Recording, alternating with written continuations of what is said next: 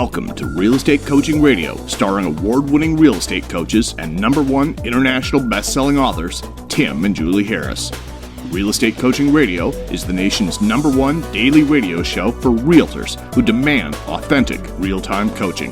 Get ready for fluff-free, unfiltered, full-strength honesty about what's truly working to get you into action, helping others, and making money now in today's real estate market. Now to our hosts, Tim and Julie Harris. 3, 2, 1, and welcome to March the 30th, and we're going to pick up where we left off yesterday, of course. And we are talking about, Mrs. Harris, what are we talking about? Rules to earn full-time income on a part-time schedule. Yep. And that can mean many things. That can mean that, you know, you're taking care of family, you're taking care of kids. Some of you are taking care of your parents. It could be because you have a job, as we're fond of calling it. It could be because you're in the midst of transitioning out of something into real estate, but one way or the other, you've got limited time. So those are the people we're talking most about. And oddly enough, for all of you who think you're full-time in real estate, but you're earning part-time income, this also applies to you because the exact same, rules apply. So if you are quote unquote full-time in real estate, but not really earning a full-time, wage, then these points are salient. So don't just filter this information just because you think that somehow people that are part-time in real estate are somehow less than us full-timers. The reality of it is, and this is from, gazillions of coaching calls over the last 20 years, that a lot of part-timers are a heck of a lot more efficient with their time and actually will out-earn agents who claim to be full-time because of the fact that the part-timers don't have time to waste. They're going to get their work done on their, selected real estate days. Maybe it's a Friday, maybe it's Saturday and Sunday. They're going to focus on their goals and they're going to get back to work. And, oftentimes we've also discovered a lot of people are smart enough to realize that where they work also can be the honey hole for leads in real estate transactions. So,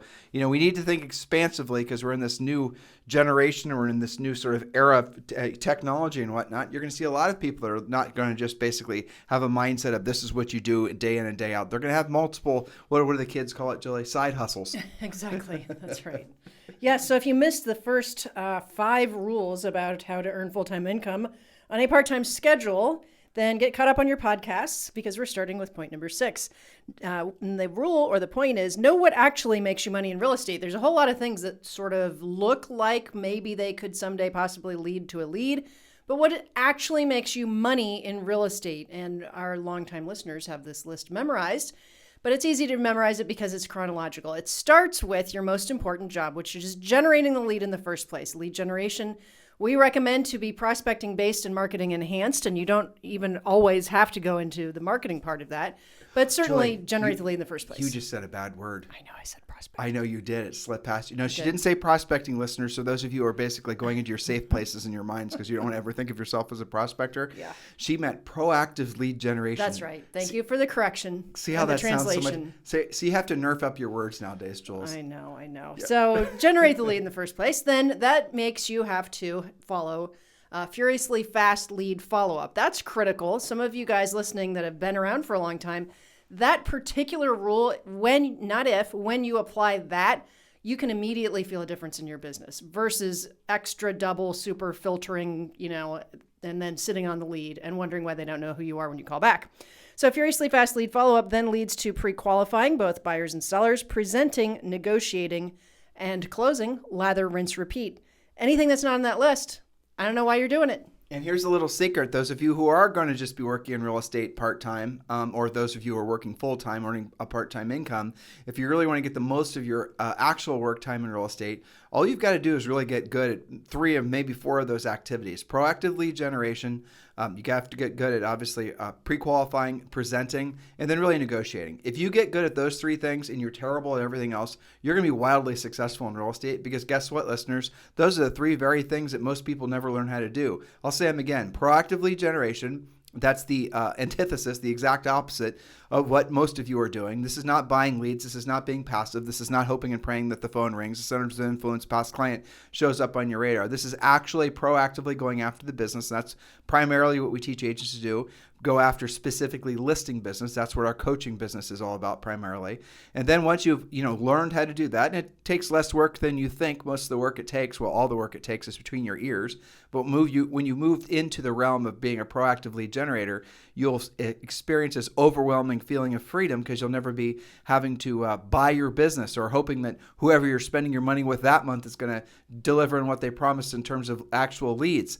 And I think if you're new in this business, just getting into this business, one of the smartest things you can do is never buy business, because if you buy business, when you buy leads, you're always going to be beholden to somebody else. They're always going to be controlling your future, and all those sort of those pathways where you're buying your business, they always lead in the same place, and that's where you started. You might make money, but you're not going to have any net income because all your money is going to go to buying more leads. That's just, guys, that is what it is. So be a proactive lead generator. And the next thing, which is really critical, is you have to learn how to pre-qualify.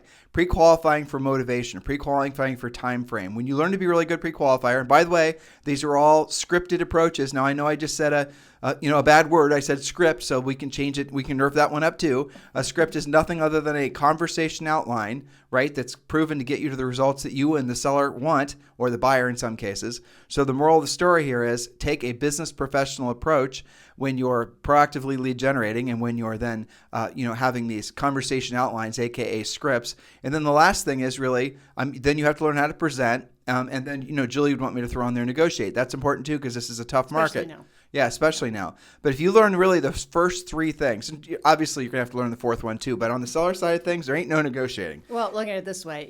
You won't have the fourth one to worry about if you're terrible at the first one or two. You won't have anything to negotiate. So when we're trying to get them to focus on those three things, you always say the fourth one. And it's not that you're wrong, you're right. But the thing is that if you're working with sellers in this market, you really aren't doing any negotiating. No, not when it comes to the actual contract. Not true negotiating. Yeah, and what is sad about that is there's a whole generation of agents that think that negotiating means choosing an offer. I know. Well, and it gets more complex than that, guys. But Julie, have you ever thought about what you just said though? Because it's really fascinating. If you came in this business and say, when the market after the big crash started to basically turn around, you've never sold in anything else other than a seller's market. Not even a balanced market. Not even a balanced market, right?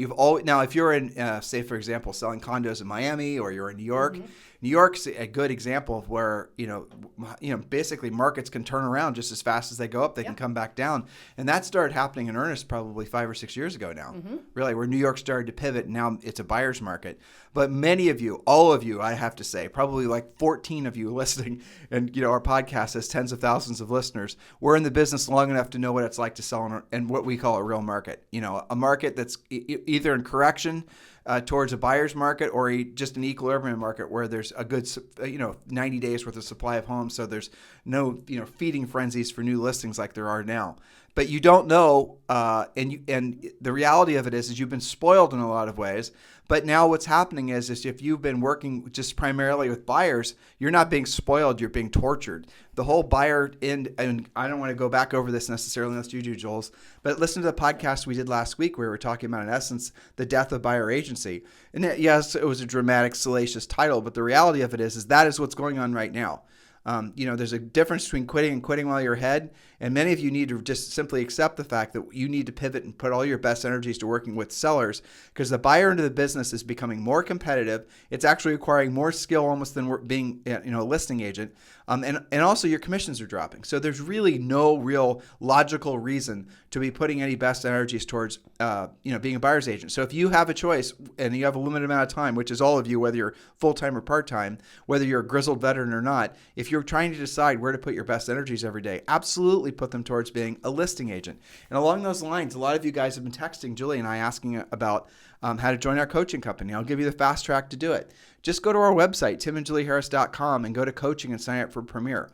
Premier Coaching. If you want more specific information about our coaching programs and you want to learn the success stories on the form of a webinar that we're doing this week, just text the word Harris, Harris, to 855-685-1045. Text the word Harris, and that's obviously Harris. I had to think about it for a second. That was weird.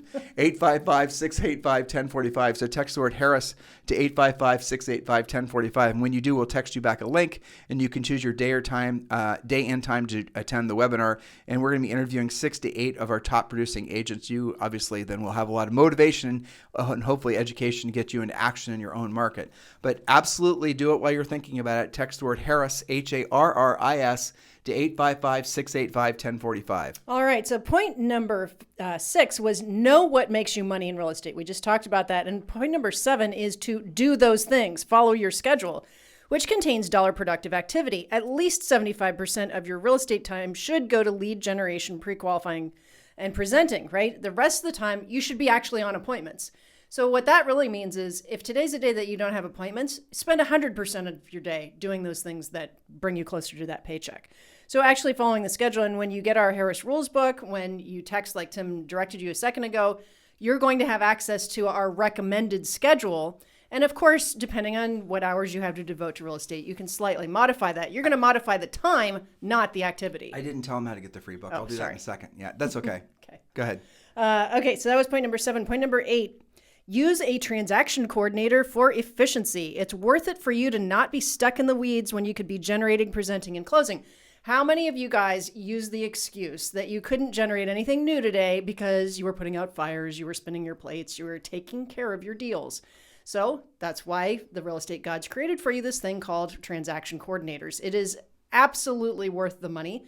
And here's a shocking thing, Tim. There are people in the world who actually love to do that stuff, you know? But Julie, this is how far on the wrong direction so many people are going in our industry. Mm-hmm. I was listening to a Clubhouse maybe a week or so ago, just popping in different ones. And there were these supposed, marketing gurus were giving agents advice on how to spend their time. And they were like giving them these daily minimum standards. They weren't using these words, but it's the essence of what they were doing. That was all about content creation, all about making videos, all about doing, YouTubes and Facebooks and all these other types of things. And they were actually, and these were people that never had sold real estate before.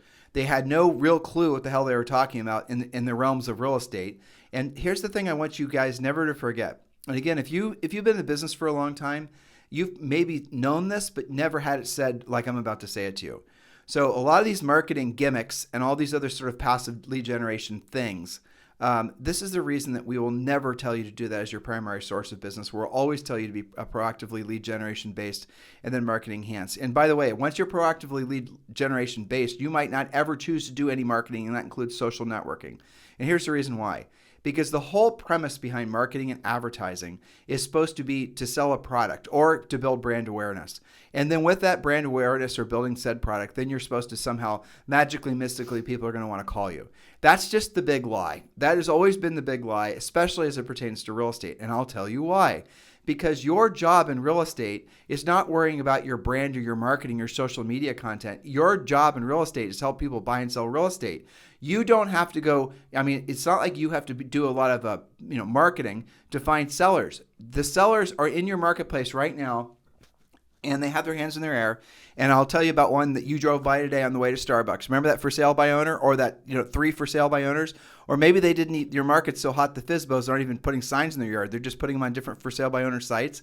Those are people who are actual leads, who have their hands in the actual air. Giving you their phone number. Giving you their phone number and saying, this is what I think my house is worth. Come look at it, and I'd like to sell it. And if you knew what to say and how to say it, they would actually list with you. All right. Now, why would you go to the extreme of trying to do all this, marketing with the hoping and praying that somehow magically, mystically, you'll discover the very thing that you drove past today on the way to Starbucks? Does that make any sense to you? Why would you do that? I know why you're doing it. Because you don't know what to say. You don't know how to say it. Because you're nervous about actually going and having a real conversation with that seller. Like, here's a little secret for you. If you do happen to generate a listing lead from some of your marketing, magically, mystically, one day something pops up, you're still going to feel exactly the same, that you're going to be nervous to go talk to that seller.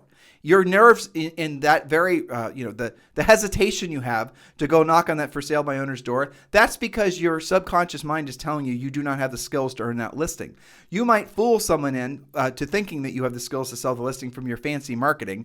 You can't throw a lot of filters on Instagram pictures, right? Seriously. You could somehow magically, mystically, put a sold sign in some house that you never, all kinds of little gimmicky things are being sold to realtors as things that you're supposed to be doing to generate leads. Well, you get that listing, you get that lead from that seller, you go over there, you're still not going to get the listing. They're not going to list with you because you don't have the skill set. You have to learn how to actually be a professional in this business, or you're not going to make it. But really, the best way for you to learn the fastest is definitely learn how to be a proactive lead generator and learn what Julie and I have been saying, what we've been saying in our book, Harris Rules, what we've been saying for so many years. You learn how to proactively lead generate. You learn how to pre-qualify. You learn how to present. The world is your oyster, especially in this business. That's exactly it. So we have Point number 9, and this is to defeat the feeling that agents get when they get a little bit overwhelmed when things are working for them, and now I got to go build a team. No. Point number 9, know agents to refer business to when you get overscheduled, and track your referrals. Eliminate the feeling of, quote, what if what I'm doing really works? I'm not ready to handle it, through referring when you have to. That's far superior to, deciding that it's time to build your team just because you happen to have a really busy week. That's right. Again, we said this yesterday, Julie. This would be the third biggest mistake that agents make in business right now. Mm-hmm. They're not proactive lead generators. That's number one. Number two is they, that's really number 1, 2, and 3, if I'm being honest. Number 2, they focus too much energy on being a buyer's agent. Mm-hmm. And number 3, they try to form teams. Yes. And Julie just said something. I wonder how many of you are listening. If you have a team, and Julie and I have done this dozens of times with different teams, even brokerages. There's a lot of brokerages that just basically operate as big teams providing leads to their agents.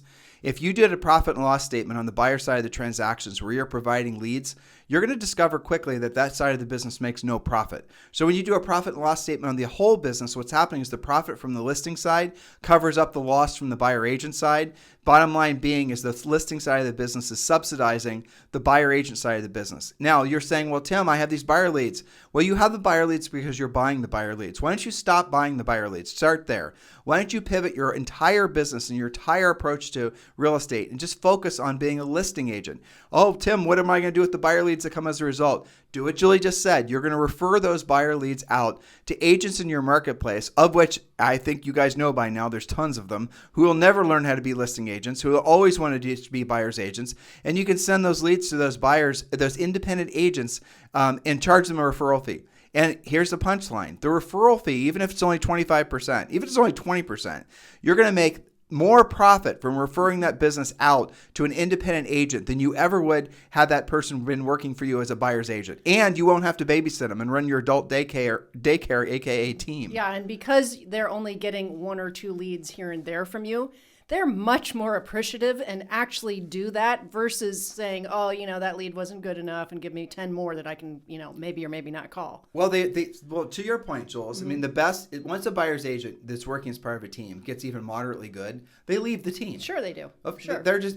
Or they will only close what makes, sense for them financially, right? So if they can live on $5,000 a month, who cares if you're giving them $20,000 worth of leads? They're just going to do one. Back to your previous point. Yeah. So when an agent actually gets good and likes the buyer agent lifestyle, which I don't know, that sounds insane to me, but let's just say there are agents out there that like that. Now, again, in this market, they're getting brutalized, but there it is. Find those agents, listing agents, and refer those buyer leads to those agents. And then, like Julie said, find 3 or 4 of them. And these are people who already run their own businesses. These are people that are going to be a hell of a lot more efficient than if you had a bunch of buyer's agents working for you. Yes. They're not going to take your business for granted. They're not going to just say the lead was terrible. Send me 50 more leads so I can call those terrible too because I really don't want to work it. I mean, that's the point. Yeah. And you're going to make more profit. And these are called referral partners, by the way. This has started to get some more legs out there. Referral partners, that's different than a buyer's agent. Which, by the way, you and I thought of that business model. Yeah. That was something you and I created when we looked at all these profit and loss statements from all these teams, especially after the real estate bust. Absolutely. We took on all these big teams, some of the biggest names in real estate. They all came to us because what happened is their business evaporated, and then they tried to keep their business afloat. The buying of the leads, the buyer's agents, the office rents, the moving trucks, the billboards. So they tried to keep those businesses and all that. The perceptions or the flashes of success. Well, they had to feed the monster, didn't they? Right, they had to feed the monster. The monster eats even if you're not, basically generating business. And then what happens is the monster starts to eat you. And that's what they did. They used their personal savings. A lot of them went through bankruptcy. And then they said, I don't know what else to do. How do I do this? And then we retooled their entire businesses and made them incredibly profitable.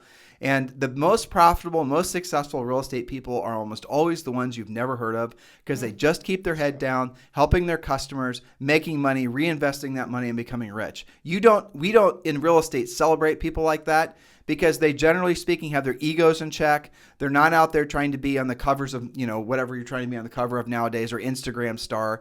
And it goes back to the question that Julie and I always like to ask you guys, and this is sort of off topic, but it's worth thinking about.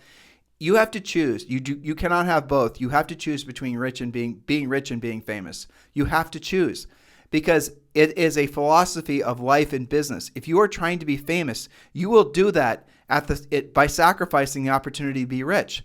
You will spend all of the money that you earn trying to be famous because you think that's your payoff. And for some of you, if your ego is out of whack in particular, you will, you might succeed. You might become famous, but you're not going to be rich. You're not going to have anything to show for it. But I'll give you a little window into your future. The older you get, the more you're going to wish you would have chosen to be rich. And that's true for every single person. So when you see all this social networking crap, you got to cut through it and see it for what it is. All they're trying to do is placate your desire to be famous, and they're trying to feed your own ego. And then they maybe can sell you into the idea that maybe one day, someday, somehow, someone's going to send you business because they watched a video. You guys have to see that that's just basically a very elegant lie. Because at the end of the day, if you're in this business to help people and make money, why don't you just do the real work of real estate? Call the sellers who actually have their hands in their air saying, yes, I want to sell my house. Everything comes from that. That's right. Especially the profit part of that comes from that. Remember, your product is profit. Point number 10, we're talking about how to make that full-time income when you have limited time. Number 10, discuss with your spouse, your family, et cetera, what it's going to actually take for you to succeed and actually get their support. There's nothing worse than trying to do everything that we're talking about, but not having those conversations and having, your spouse or significant other wonder what in the world you're doing with all that supposedly extra time, not have that support and make that, that much more difficult. And explain to them, when you do what you're supposed to do in real estate, when you're doing the real work, it can be boiled down to not that many hours as long as you're being efficient at it, right? It's amazing what people with the smaller amounts of time, it's like you don't have to argue about stuff like this with them, like who to call. They're like, what's my fastest path to a listing? And then they do it. So most of the time. I'm writing something. I don't know if I showed this to you, but I was working on something. It was sort of traits of the ultra successful or ultra something along those lines. And the first point, I should actually find that. You'll like that. Maybe I can give it to you and you can help me finish it because you'll make it better than what I was going to write. Let's make that into a podcast series. Yeah, that was the idea. But I'll find it. It was a little bit of an outline for something. But anyway, the gist of it was point number 1 is that the ultra successful people don't wait for external things to pressure them to do what they don't want to do and they don't want to do it at the highest level. Point. Yeah. That was the number one thing. And that's something that if you think about that, most people won't actually do what they don't want to do and they don't want to do at the highest level until the pain of not doing it is vastly more than the pain of doing it, or the perceived pain of doing it is basically the real pain of not doing it. I mean, we tell the story all the time about, what's his name? Monet, yeah. Coaching client named Monet. And the story goes he was basically really, really overweight. And he'd go to the doctor year in, year out. The doctor said, you have diabetes, and your diabetes is going to cause you to lose blood flow to your extremities. And those extremities are going to, have to be, cut off surgically and all the rest of it. He never listened. And then finally goes into the doctor's office. He was having problems walking or something. His foot was really swollen. And the doctor said, well, we have to schedule you for a surgery to remove your foot. And now this was not new information that he was on this path. He knew eventually, at least he, should have known because the doctor had been telling him. And by the way, Monet is the one that told me this story. This was all before he hired Julie and I as a coach. So he then loses because of that. So here he was facing down, losing an appendage. And it wasn't until that very moment that he actually decided that I don't want to lose my foot, so I'm actually going to lose the weight. And not only did he lose the weight, but he overcorrected and he got on like the cover of a men's fitness magazine or something. He turned it on. It was unbelievable. But that's how most people react. So most of you won't actually do anything with your lives unless something exterior outside of you is going to somehow threaten you, somehow going to take something away. And that's the other thing you guys have to understand for motivation. Nobody really is motivated by moving towards something. The whole carrot or the stick argument is a bit bogus. Everybody is motivated by the fear of losing something you already have, just like the example I just gave you of Monet. So if you want how to translate all this, here's how to do it. Create a feeling of losing what you already have, and do that every morning. Manifest something that actually can cause you to feel that fear. Feeling fear. Fear has a definite benefit as long as it doesn't obviously overwhelm you. A conscious adaptation of your fear mechanism is one of the superpowers that all of us have. But maybe in the morning, which is generally speaking where we want you to do most of your work, and you only have to really work intensely in your business for 2 or 3 hours a day. Maybe really only 2 once you get efficient when you're doing the right work. Right, when you're doing the right work. But when you sign up for our coaching program, you learn to do what we ask you to do. You're going to find that your business actually is rather boring, and that's what you want.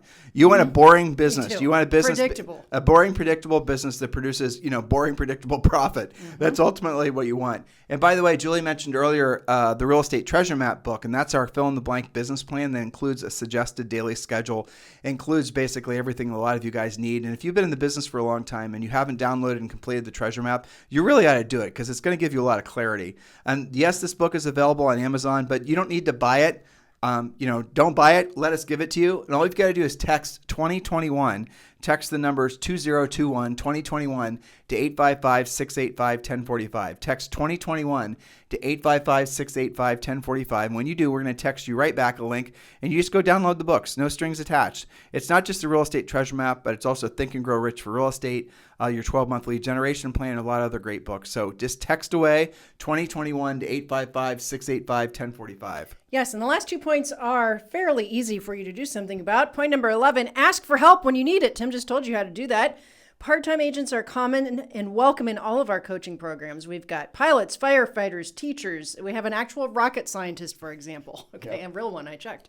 So yes, ask for help. Don't wing it. Don't try and lace things together by free downloads from Googling everything.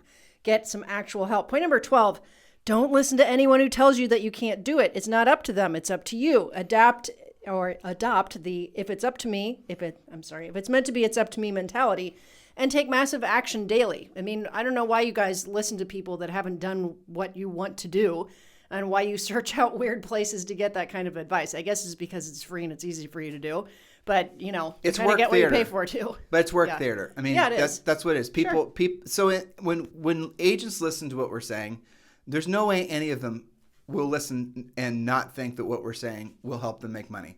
Right? There's no way anyone. So. It's like when I asked you yesterday, like, why would somebody not want to sign up for our coaching program? Why would someone not want to listen to what we say and apply it? And the answer is because we're asking them to do real work. Yeah.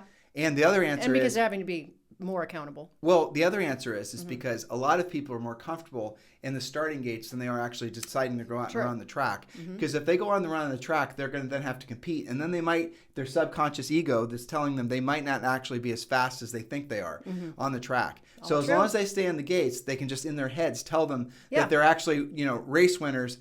And they just keep on, reinstating that or surrounding themselves with other people that are back and, haven't even started yet. But, and I know you know this, but for our listeners, that's not actually work. That's, literally in the stages of mastery or the stages of learning, that's called formulation. Yep. Which is getting ready to get started to maybe put your plan together if you feel like it. And, what's the saying in the South? If God willing and if the creek doesn't rise. Yeah. Right? So if you stay in formulation all the time, you're not actually doing the work. You're just getting ready to do the work. Are we technically in the South because we live in Puerto Rico? I just had my grandma's voices in my head. I know. Southern Ohio. Yeah. God willing and if the creek don't rise. That's how you say it. Exactly. But getting the point across. But that's formulation is not actually doing the work. It's the getting ready to do the work. It can look like work because, you're filling out your business plan, stuff like that.